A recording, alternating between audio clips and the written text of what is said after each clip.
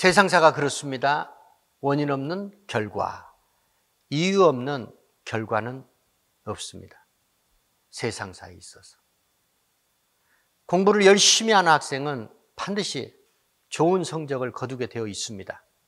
그리고 선생님과 부모님 등으로부터 칭찬을 듣습니다. 인정을 받습니다. 직장에서도 마찬가지입니다. 열심히 수고하고 일하는 자, 자기 집 일처럼 최선을 다하여 열심을 품고 일하는 직장인이 그 회사에서 칭찬을 받고 인정을 받습니다. 또한 진급도 되고 그러한 상응하는 보상을 받게 되어 있습니다. 그런데 그 반면에 게으른 사람들, 공부를 게을리하는 학생들, 또한 직장 생활에서 일을 게을리하는 사람은 그 반대에 상응하는 결과를 받게 되어 있습니다. 부지런히 열심히 사는 사람은 세상에서 인생을 반드시 성공하는 보상을 누리게 됩니다. 그러나 세상에서 게으르게 사는 사람은 반드시 인생에서 쓰디쓴 실패를 맛보면서 결국은 패배자의 생을 살아갈 수밖에 없다는 것이 세상의 이치이기도 하고 또한 하나님의 말씀에도 그렇게 기록되어 있습니다. 근면하고 성실하게 사는 사람, 그 사람들이 마땅히 잘 살아야 합니다. 또한 충분한 그 사람들에게는 보상이 주어져야 합니다. 그렇습니다.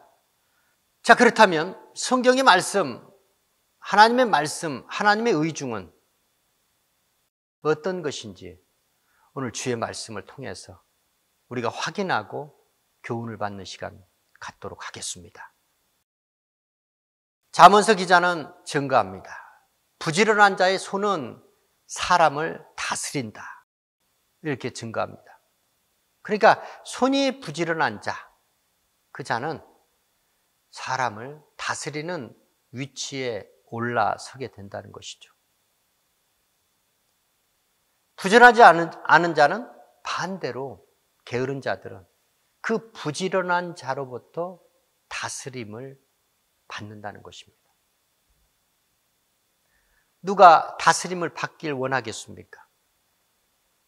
원치 않으면 부지런하면 된다는 겁니다. 부지런하게 근면성실하게 살면은 하나님께서 일반적인 축복으로도 다스리는 위치에 서게 한다는 것이죠.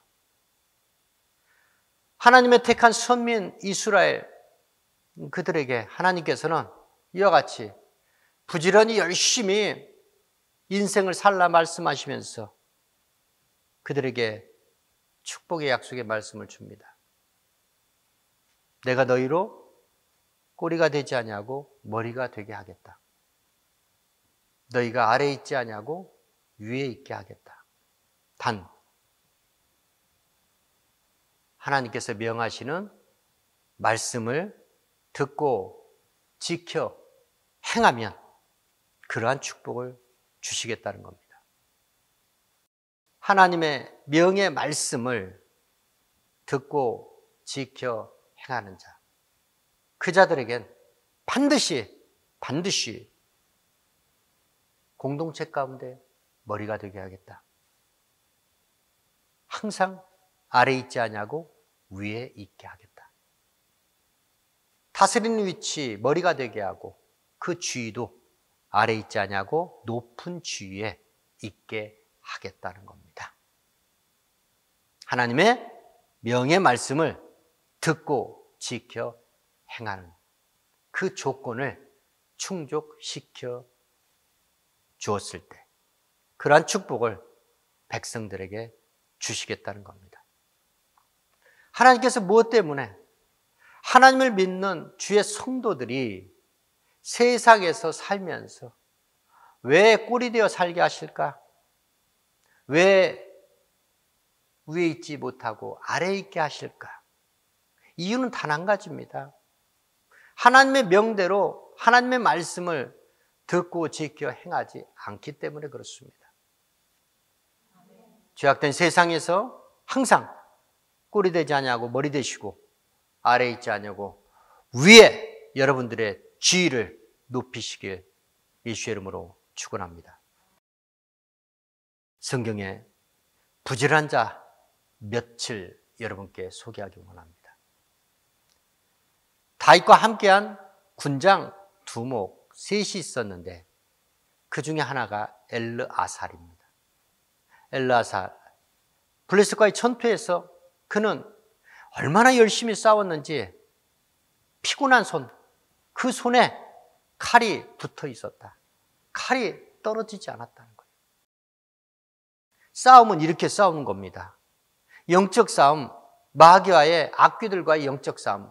성도들은 이 전쟁을 싸우는 데 있어 하나님께서 저와 여러분에게 들려주신 이 성령의 검, 이 검이 우리 손에서 떨어지면 안 된다는 겁니다. 이해가 되시고 믿으시면 아멘 하시기 바랍니다. 이 검을 사용하시라는 거예요. 이 검을 놓지 말라는 겁니다.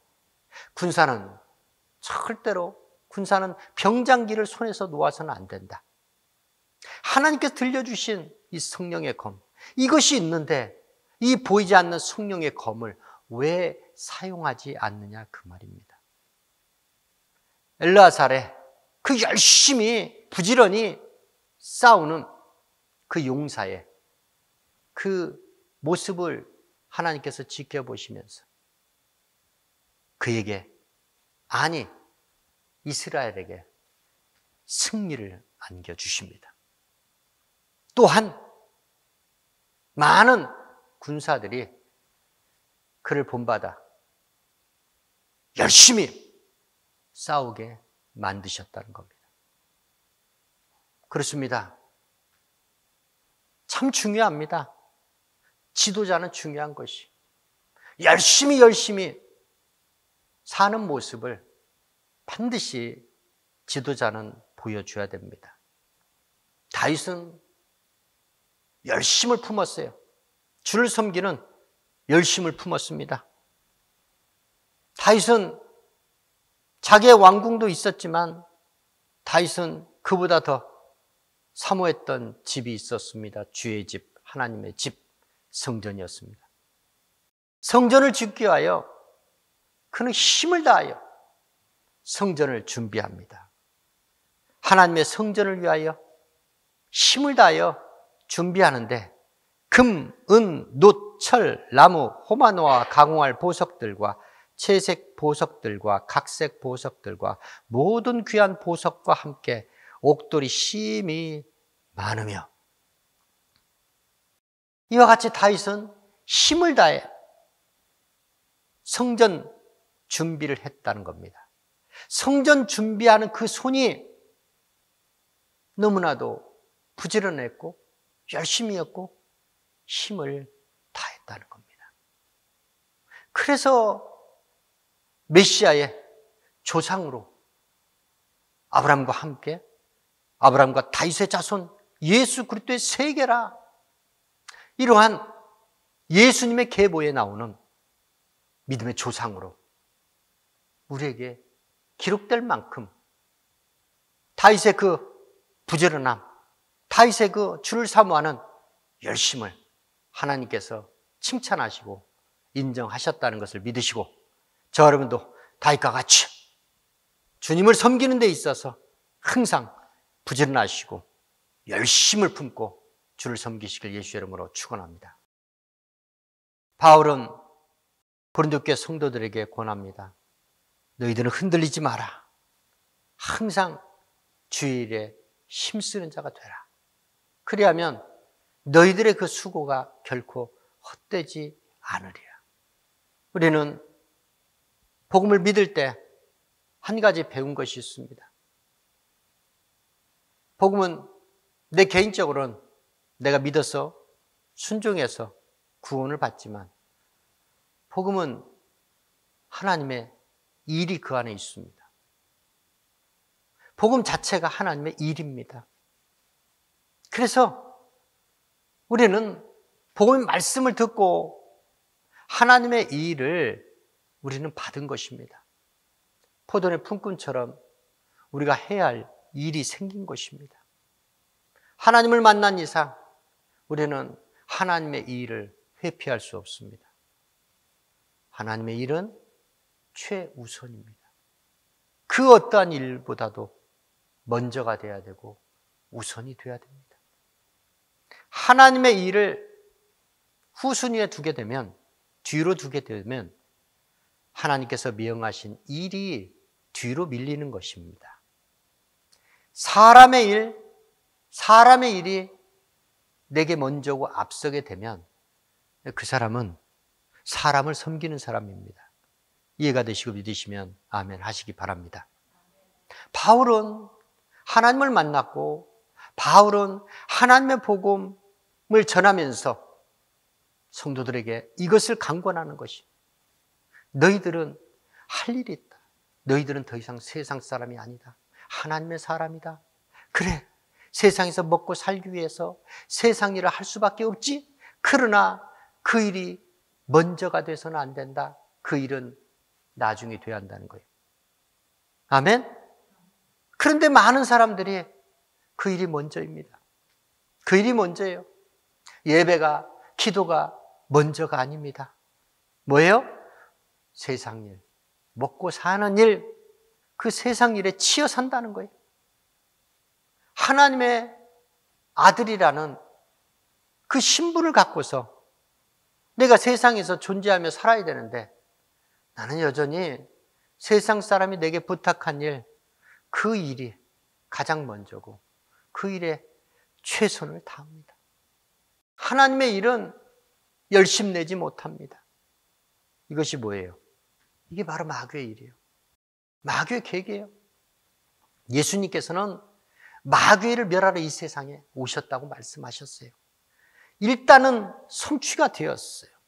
마귀에게 눌리고 갇힌 영혼들, 그 일은 예수님께서 이미 멸하셨어요. 그래서 마귀에게 눌리고 갇힌 영혼들이 구원을 받은 것입니다. 아멘?